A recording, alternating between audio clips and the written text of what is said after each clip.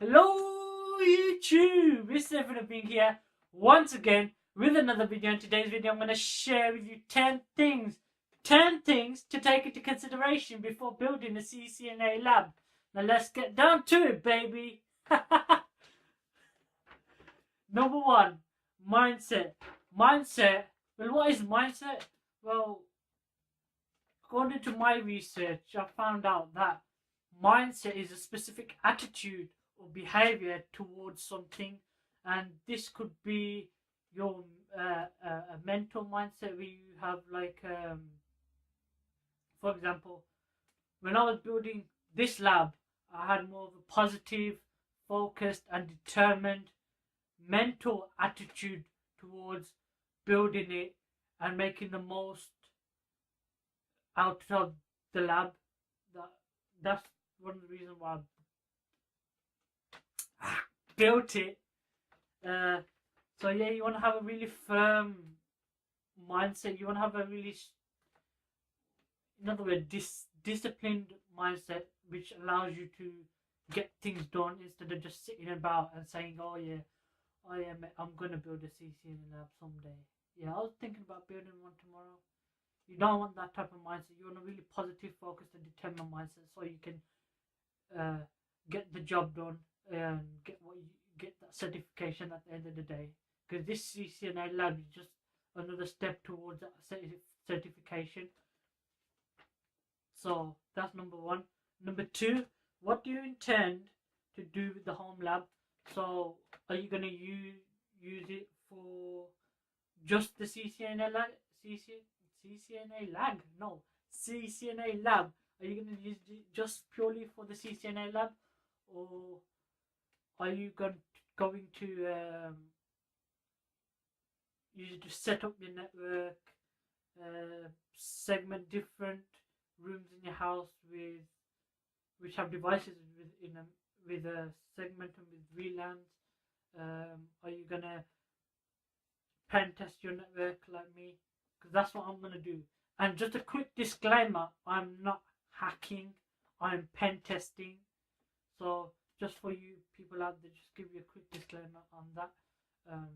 So, for example, one of my goals when I was building this lab was to get it up and running.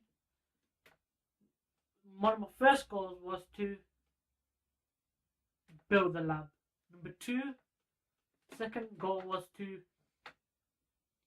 start a YouTube channel discussing on how to build the lab and what to look out for, and also cover the topics in the CCNA syllabus, so so I can create a YouTube channel which serves as a revision guide for me.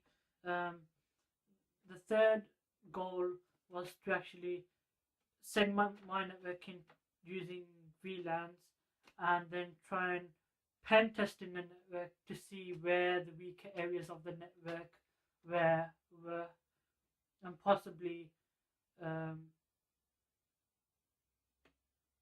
the word? Possibly create a demilitarized zone, DMZ, to protect the weak area of the network, as well as the stronger portion of the network as well. Number three, where are you gonna put this lab? Personally, I did not think about this when I was buying all this stuff, all this lovely hunk of hardware you see here. I didn't have an intention as to where I was going to put it, so I ended up putting it on my desk, and now, as you can probably see, I don't have enough room from here to here to actually have that what's the word? The freedom to type without my arms being stuck in that, typing instead of typing like that. So yeah. So make sure you got a good location as to where you're gonna put your lab. Some advice from me would be to put this lab in a cool and dry environment, because you run this shit in the summer and it's gonna get hot. That's not a lie. And and another thing, you're gonna have to, not have to, what's the word, you would want to put this thing lab where you're gonna make the most use of it, maybe in your office, for example, or your study area where you're gonna hopefully revise your lab sessions for the CCNA exam. Number 4, what iOS do you intend to practice on? So you're probably thinking, what do you mean by iOS? iOS stands for Internetwork Operating System. This is basically the operating system for these pieces of hardware, or any Cisco piece of hardware. So that's what you would use. Currently, you've got, I think the latest one is iOS 15.6 revision 3. I think, I'm not sure, but that's the latest one. You do get some additional functionality with the latest iOS because they upgraded it, obviously. But with these routers,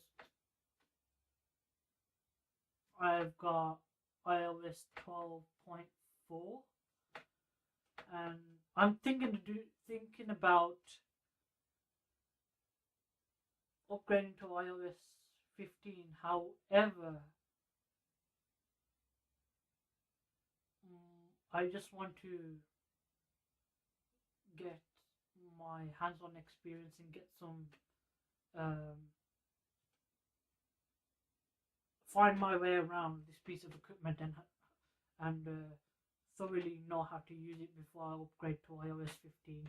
The reason for this is because once you get like the gist of something, you can just you can install iOS 15 and you don't have to worry about fiddling about with it no more. You can just, you know what to do, and then you can do it. You don't have to like struggle with the new iOS.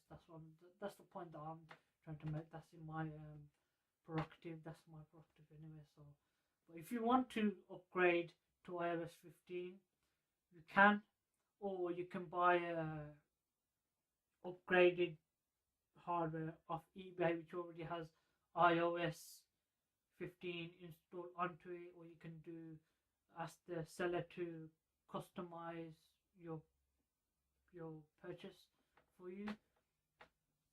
But I just bought these with I think it was advanced security image and with iOS with iOS 12.4. Number 5, moving on, number 5, what is your minimum and maximum budget? Now this is gonna be where people will like think, oh yeah, I was gonna go for iOS 15, but I didn't have the money to. Well, you can get iOS 15 on a cheaper budget if you want. You just have to do some research. I will have a video out on what piece of hardware would be best for a specific range of budgets. So keep your eye out for that. Eyes out for that. So yeah, for me personally, this lab costs round about $550. Now, the £500 was from my own savings, and I think the £50 came from my parents. So that was that. But I really found that if you want to get the best deal on stuff, you're gonna have to make an offer on eBay to one of the sellers. You can't just if you're really on a tight budget, you're gonna have to make an offer. That's for certain. Because you can't just like say yeah, I'll buy that, and then you buy 2 pieces of hardware and then your money's run out for example, these two, I offered the seller around about 150, and offered the same for these 150 as well. So that makes, we do maths, £300, around about £300. Yeah, so that's off what I got, and then I had another £250 left over to buy the WAN cards, the power OVs, the PDU, power distribution unit, the rack, the what's it called, the USB to serial adapter. Links for this will be in the description. I had to buy the console cable and all the accessories which go along with this type of lab. I would say that your minimum budget could be around about £300, but it all depends on you. At the end of the day, it depends on your budget, how much you can afford to spend, and advise that you don't go crazy on it, because it's just no point going all out on it. Like, excuse me, there's just no point going all out on something like this, because like maybe you don't want to pursue the CCNP in the future, you just want to do the CCNA. So let's, for example, you spend £900 on a Cisco lab with like 4 switches and 4 routers and a whole bunch of cabling and accessories. Well, what use is that when you're only going to pursue the CCNA? So it's not really much. There's not really much of a purpose there for you to justify the cost that you're going to spend. If you're just doing the CCNA, then stick to around about £300 to £350 budget. If you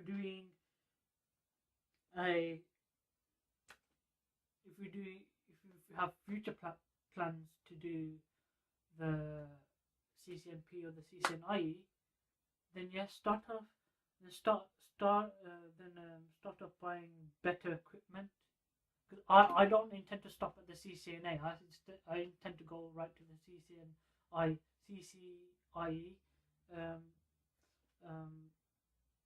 with the Cisco side. So that's the reasoning as to why I bought 3 48-port switches and 3 Cisco 3825 routers, because they support IPv6, and we know that there's going to be a couple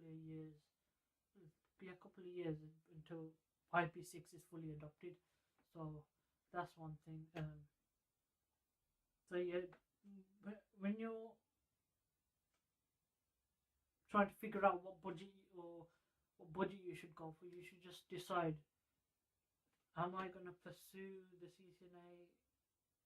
Am I going to pursue a CCNP after the CCNA, or am I just going to leave it at the CCNA certification and then that's it for me?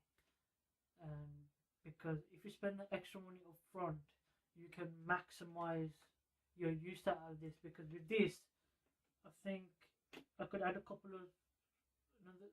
more routers, and I could do some more switches for the CCNP, and then for the CCNIE I could add some other pieces of hardware onto it.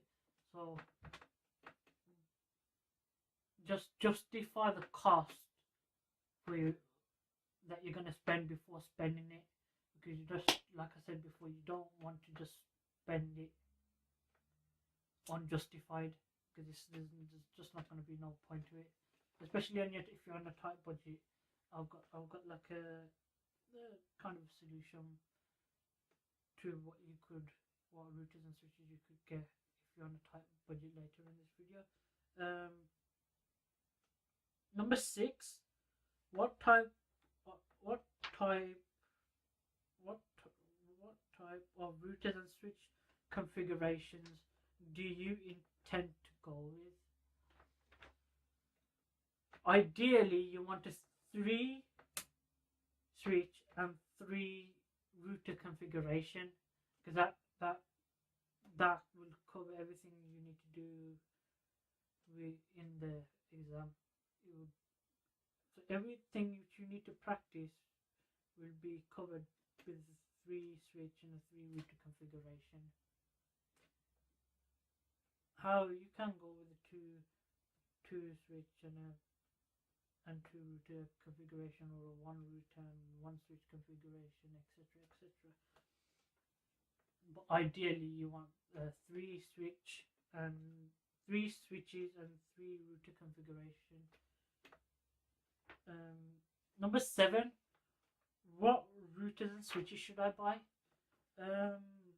If you're on a low budget, I would advise that you get the Cisco 3550 switches with the 1841 routers. I think they can do. I think that the routers support iOS 15, but I'll double check that and I'll put for sure in the description. Like that's for low budget. Like if that's for really low budget. Whereas if you're on a medium budget, around about the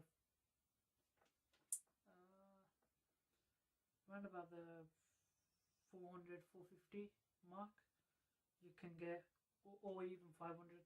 I would advise that you get the Cisco 3750 switches with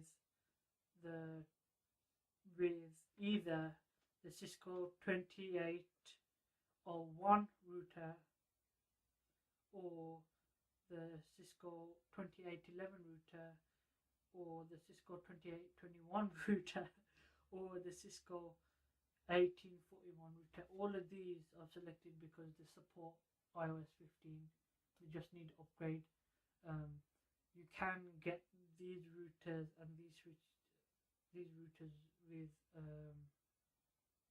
iOS 15 already installed onto them off eBay. So, but you're gonna have to do that research on your own on the eBay side of things. If you got a high end, around about 500 to 550,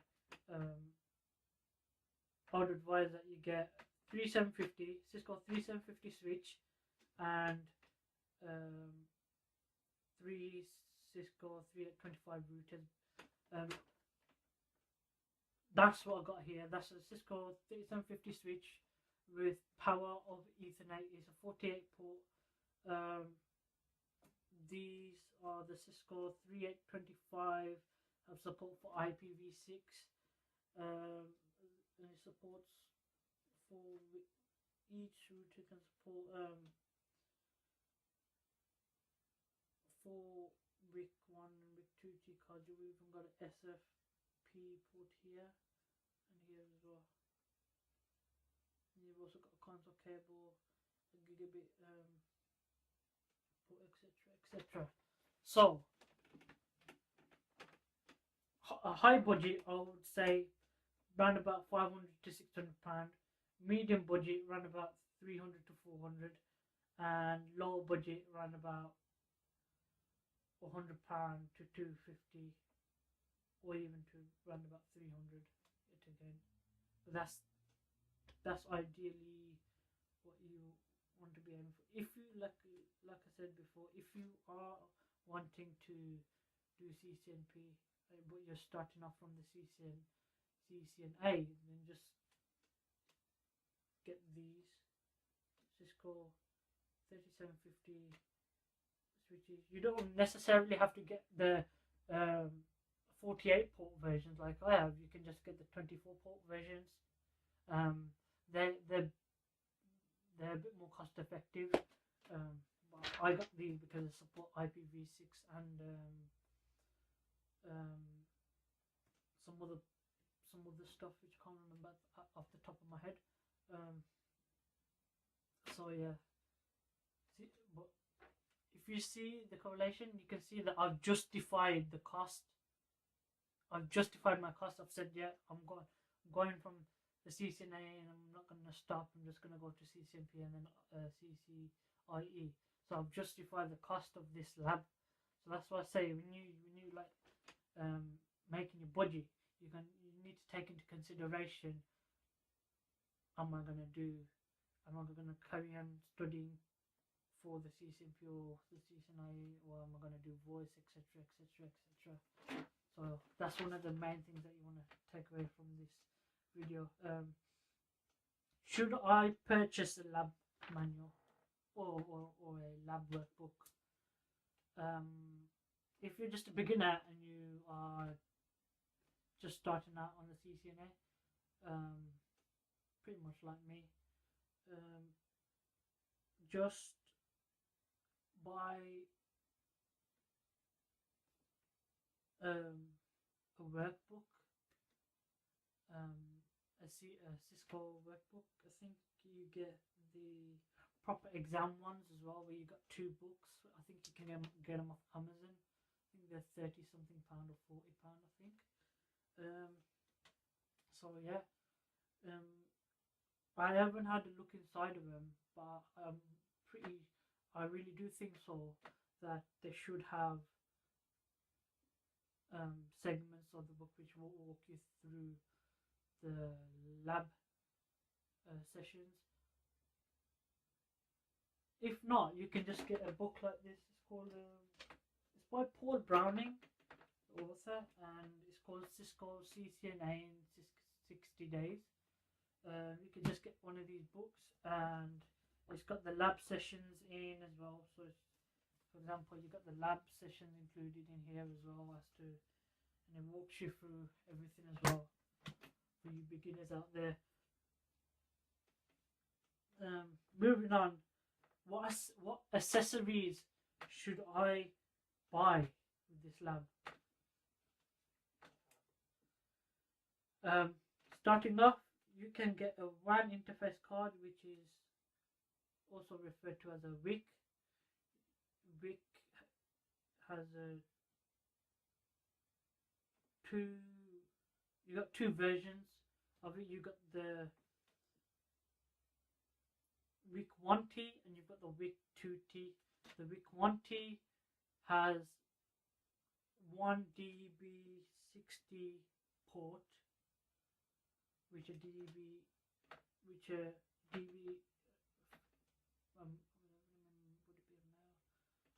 think a male or female connection would receive that DB60 port. So just give you an example. It's like this basically, like this, and you've got your WIC card, which is just a modular card, and it has a port on it, and you'd have the female end or the male end receive being joined onto that side of the card.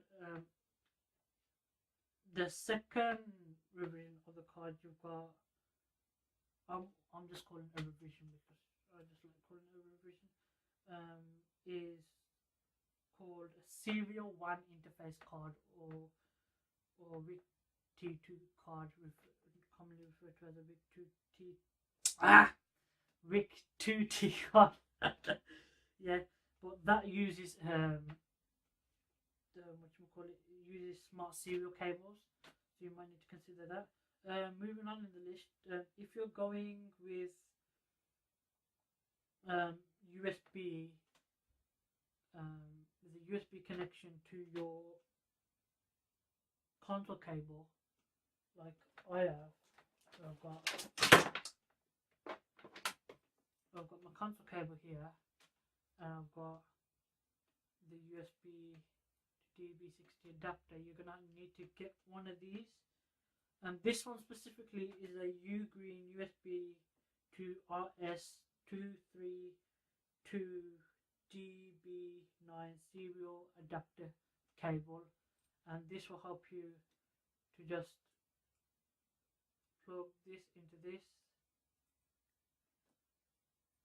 This bit goes into your console port on your router or your switch, and this bit no, and this USB goes into your laptop or your computer or your desktop computer. So that's that. And yet again, you will need a console cable as well as part of your accessories. I would advise that you get one. Here's what console cable looks like. So you've got like almost like an RJ45. No, it's not RJ45. It is one of the telephone thingies.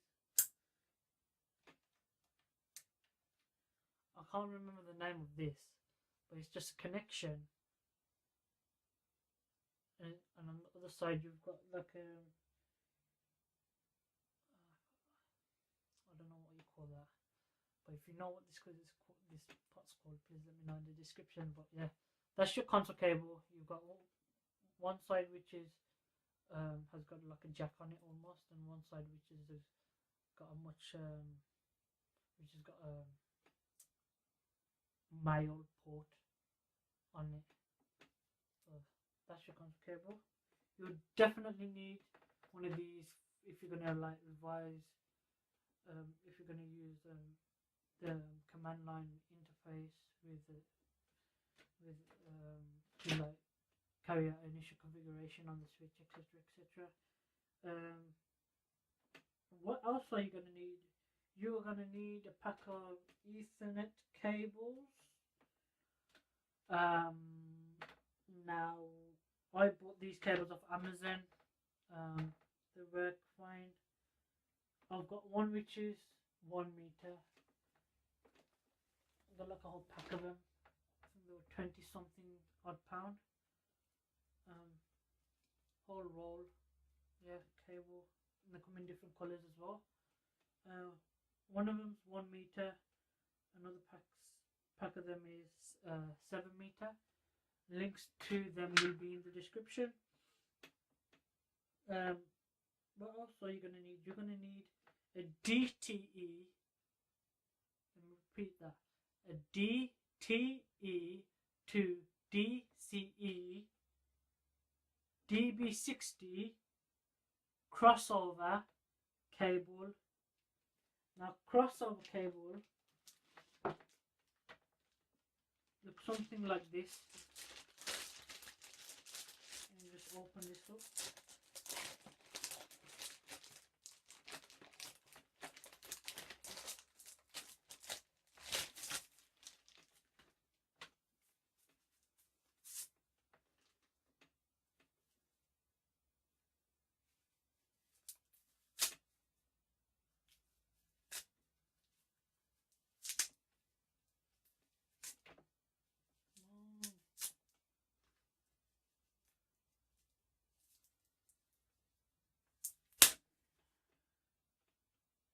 That's what that looks like there. As you can see, oh, actually wait, the cables are marked with DTE. Can you just get that in? I don't know whether you can see that or not. And the other end is labeled with DCE. Just about might be able to see that. I don't know whether you can see that or not. But this is known as a crossover cable. So crossover cable, you would use this to apply clocking on the DCE end, not on the DTE end. What else would you need? Well, you need some Cisco smart serial cable if you are going with the smart serial WAN interface cards, which are WIC 2T. So if you're going with the WIC 2T cards, which have 2 serial ports on them, your smart serial ports on them, you are going to need smart serial cables, and you can get them pretty cheap. Off, they're expensive, but you can get them off eBay. I would advise that you go with the basic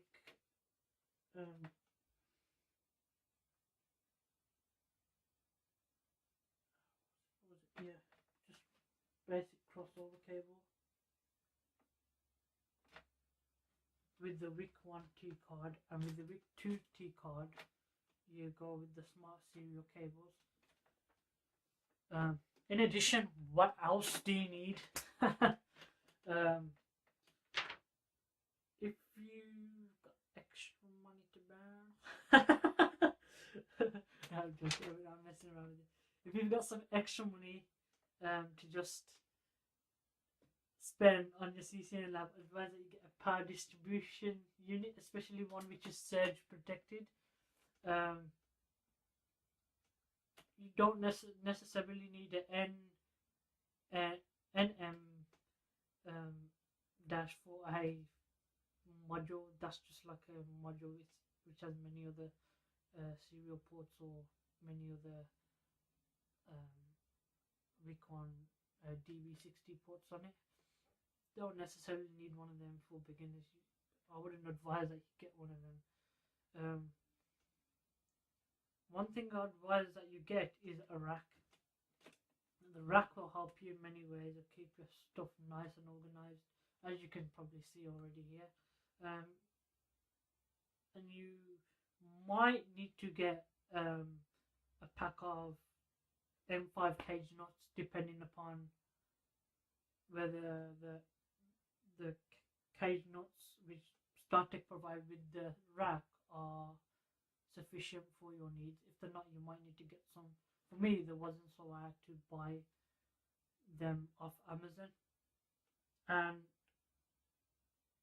yeah, so just to clarify, the things which you need additional accessories would be a power distribution unit, also referred to as a PDU, a rack, some M5 cage nuts, and that's about it. For accessories, if you're going, like I said before, if you're going with the WAN WIC 1T, I advise you get a crossover cable, preferably, I don't know how you say it, a DCE to DTE DB60 crossover cable. You get one of them. I would advise you get 3, depending upon how many WIC cards you're gonna buy. What else?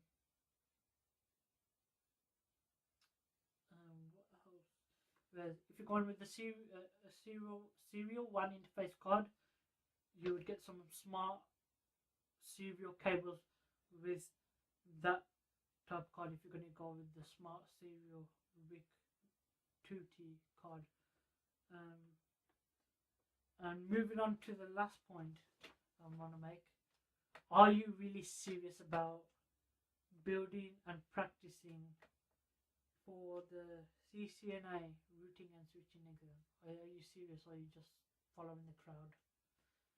Yeah, my friend says that he's gonna do a CCNA exam, and I'm like, oh, I want to do it, and I'm gonna blow a whole bunch of money on a CCNA lab, and I'm going to practice for it, but then you're going to make up excuses and say, no, I didn't have the time to revise for the exam, etc, etc. So before building this lab, make sure you're actually serious about and clear as to what you're going to do in the CCNA, which exam you're going to take. Yeah. At the beginning, if you haven't got the CCNP or CCNA, you're obviously going to take the CCNA. So make sure that you are also mentally prepared, and you are also yourself is also prepared. And another thing, don't go building something which doesn't interest you. Don't go doing something which doesn't interest you. Because when you go like this, you're just following the crowd. You're not gonna enjoy what you're doing. You're just gonna hate it. It's like not following your dream. For example, I built this lab because I'm interested in networking. I'm blown away by it. But to me, it sounds like the plumbing world of computers. It's basically plumbing for computers. So yeah, make sure you're actually serious about building the lab and practicing for the CCNA exam. And that's my last point for today's video. And Be sure to like, subscribe, and comment, and I'll see you in the next video. Bye.